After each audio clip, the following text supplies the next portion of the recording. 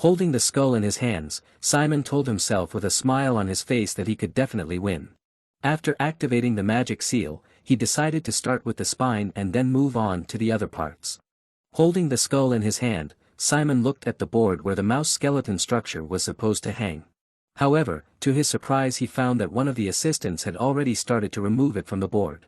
Noticing the boy's puzzled look, Professor Aaron explained that in this match was not allowed to cheat, and peeking at the skeletal structure was just that.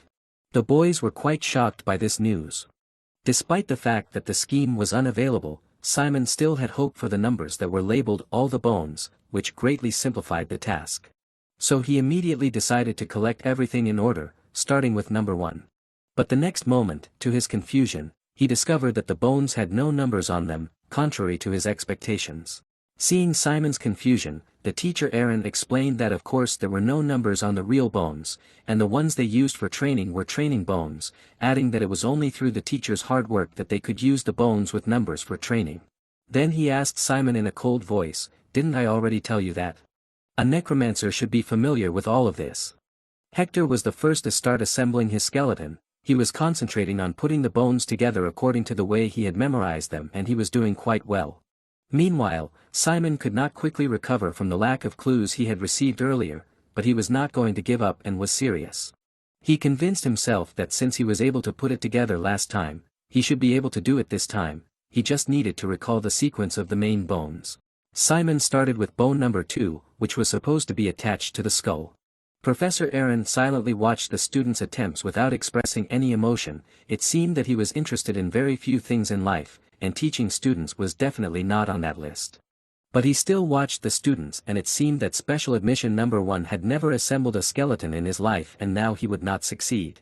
While the other student, a big boy, had memorized the order and structure of the skeleton and had already completed it.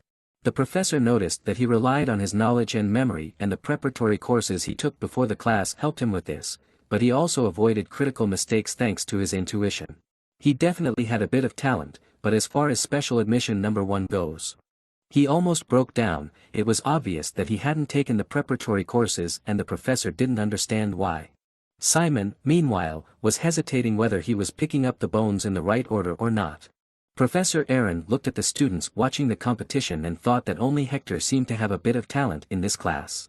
Hector was the first to get his island mouse skeleton to stand on its own 2 feet. As the students cheered, he thought he was going to win. He had almost completely assembled the skeleton, only the arms were left. Hector thought that since he was the first to assemble the skeleton, the victory was in his hands, and after that Simon would never have a chance against him again. His rodent skeleton was already completely ready. He looked at Simon with a strong desire to make him a laughingstock in front of the whole class, destroying his credibility and his reputation as the number 1 special admission. And with an angry gnashing of his teeth, he added quietly to himself that he wanted to watch Simon fall to the floor. Hector didn't waste a minute and set his skeleton on the target. And step by step, he approached the table with the decoration. To the delighted shouts of the students, Hector's mouse jumped onto the professor's desk. The mouse immediately ran to the necklace. Then it immediately ran with the jewelry in its paws to its owner. Simon saw all this and realized that he had 5 minutes left before the bell rang, and if Hector still had the necklace, he would win. Simon could not let that happen. He continued to assemble his skeleton with trembling hands. Simon thought he couldn't jump in over his head, since Hector was more prepared and he had only assembled the skeleton once before. The chances of winning it were slim. His only way to win was to give up trying in vain to do what he was taught in class. He wouldn't succeed anyway. He just had to trust his own gut feeling, and he smashed what he had tried to put together before without success. Simon was just going to put the bones back together the way he imagined and felt. The students started whispering in surprise and seemed to be asking, "What is this? What is he doing? Did he start all over again wrong? Maybe he's giving up." Gradually, their whispers turned into mockery. They said that he had no talent or inner sense. Simon did not pay attention to them. His new friend Dick was very worried about him, while the other students did not understand why he was number 1. Simon reflected that when the professor announced the rules, he said to get the necklace using the skeleton, not to make the skeleton perfect, so all was not lost for him. He had no time. He had to forget about complex structures and make his skeleton as simple as possible. He began to assemble the new skeleton and started by adding the front legs, which he remembered were number 20. Then he added part number 27, because it was the main part, and it went very quickly. He skipped some parts, put others in the wrong places. The professor noticed his attempts and wondered what he was doing. Then he looked closely and was very surprised. How could this be? It was the first time he had ever seen such a thing.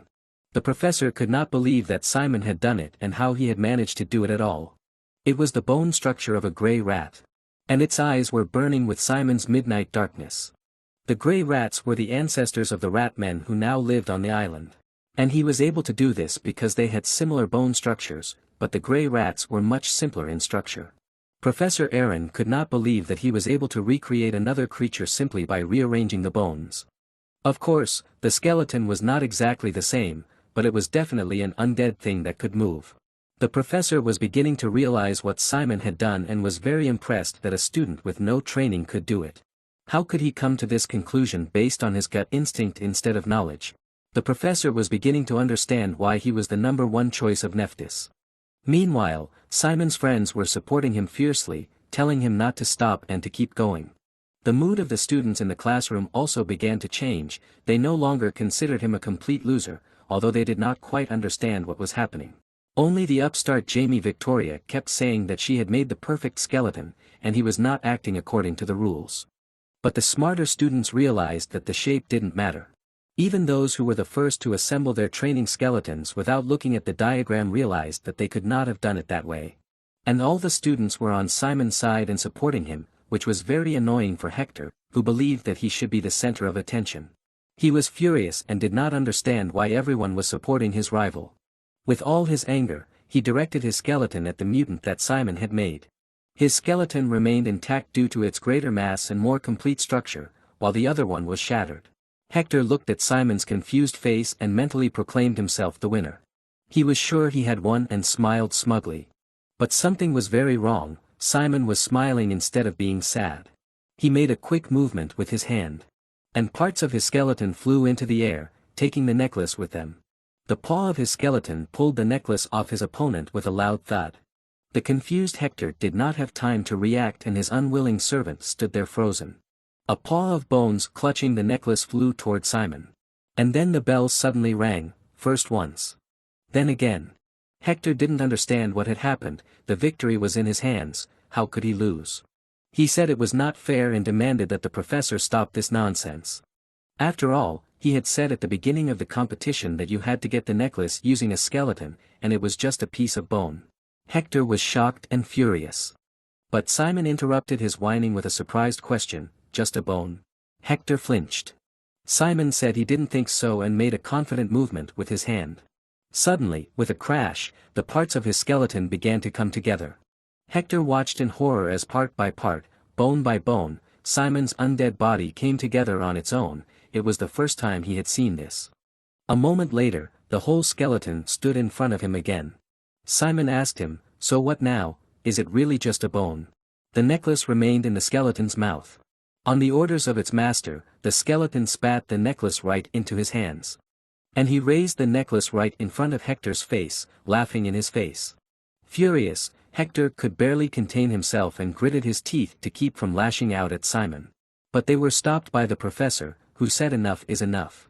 As usual, he tiredly began to announce the winner and it was Simon Valencia.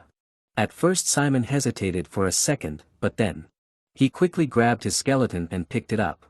And he raised it above his head in front of the whole class. He was very happy. Simon was sincerely happy to win with his skeleton. He finally won, and not to be disgraced as he usually was before. After the first day of school was over, the professors met to discuss the students' results, and they started by saying that everyone agreed that there were many capable students enrolled this year.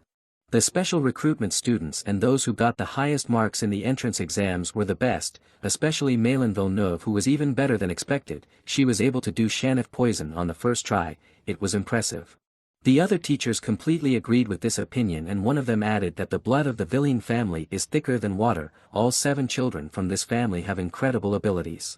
Then they mentioned the heiress of the Ivory Tower, Saren, who also showed excellent results, and it was clear why her parents were so proud of her.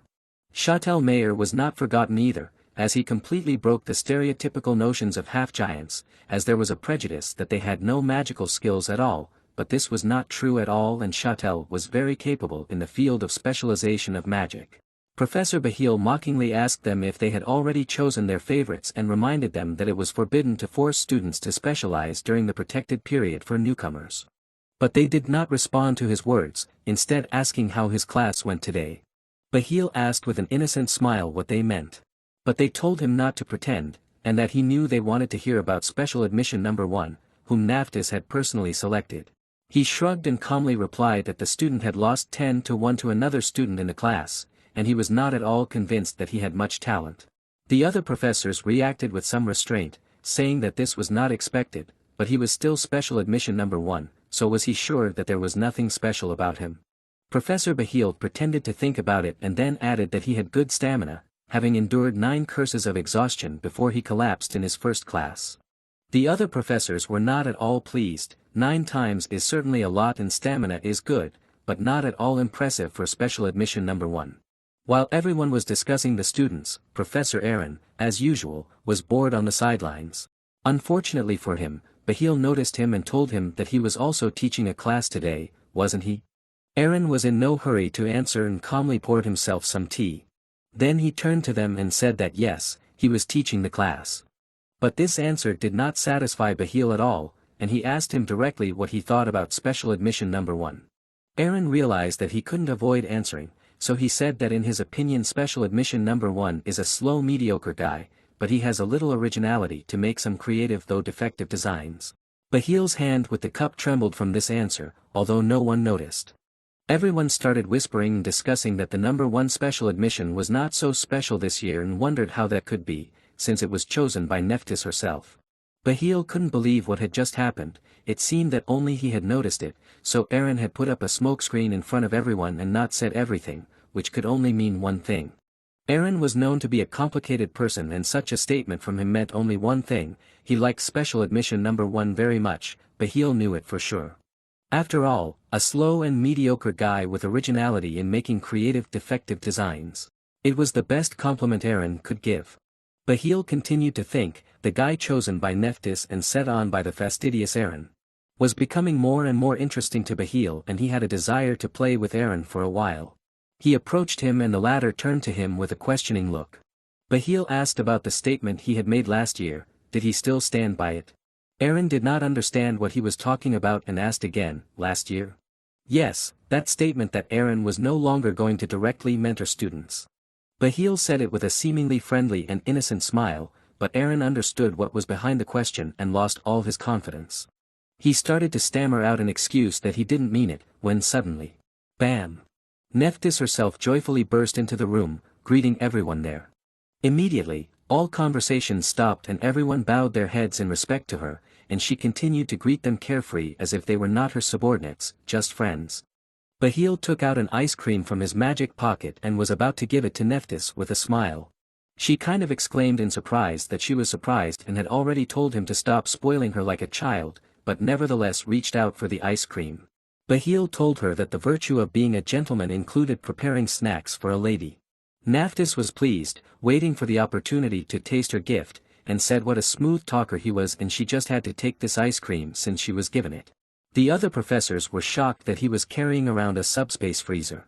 Another professor pulled out a chair for her and invited her to sit down.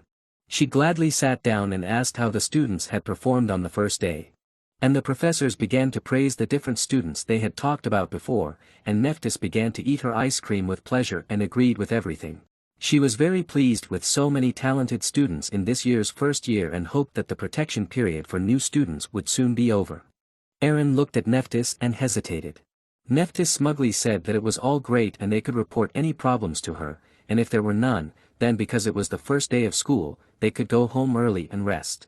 Everyone was all for it. But Aaron was not going to leave and asked Nephthys if they could discuss something in private.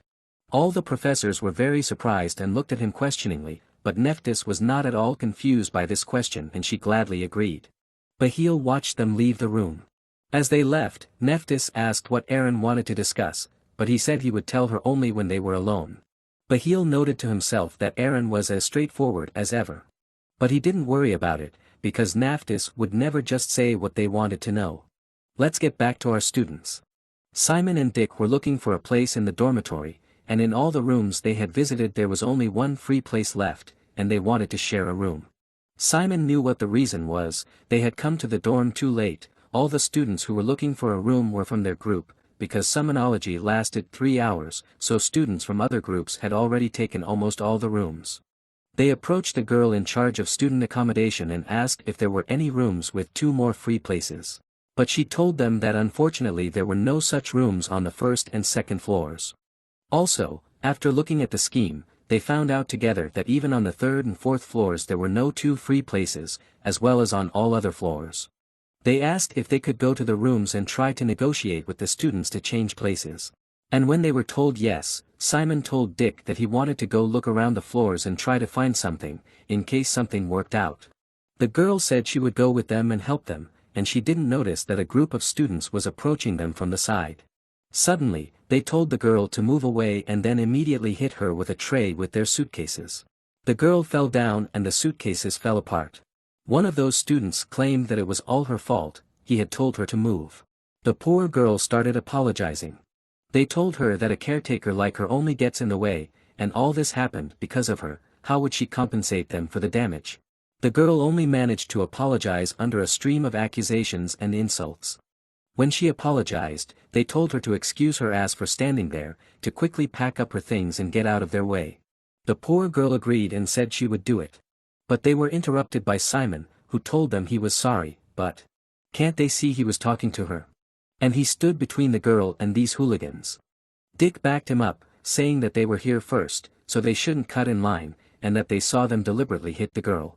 It seems that these guys were nobles, so they asked them arrogantly if they were out of their minds. They were commoners, what do they think they are? However, one of them noticed something and started to push his friends. He pointed at Simon and said that he had seen him before and that he was special admission number 1 and that he had taken the oath in front of all the students. Simon's appearance scared them. They quickly and nervously packed their bags and quickly got away, threatening the girl to be careful next time. Dick laughed at those losers, and the girl thanked Simon for his help and he assured her that she didn't need to thank him, he just did what he had to do. The girl was very grateful to them and invited them to follow her. She checked her notes again more carefully and happily reported that there was actually 1 room left with 2 free beds. It was on the 4th floor, room 409, it had a great view and was close to the main staircase. She started checking which students had already moved in while our friends waited behind her. But something was wrong.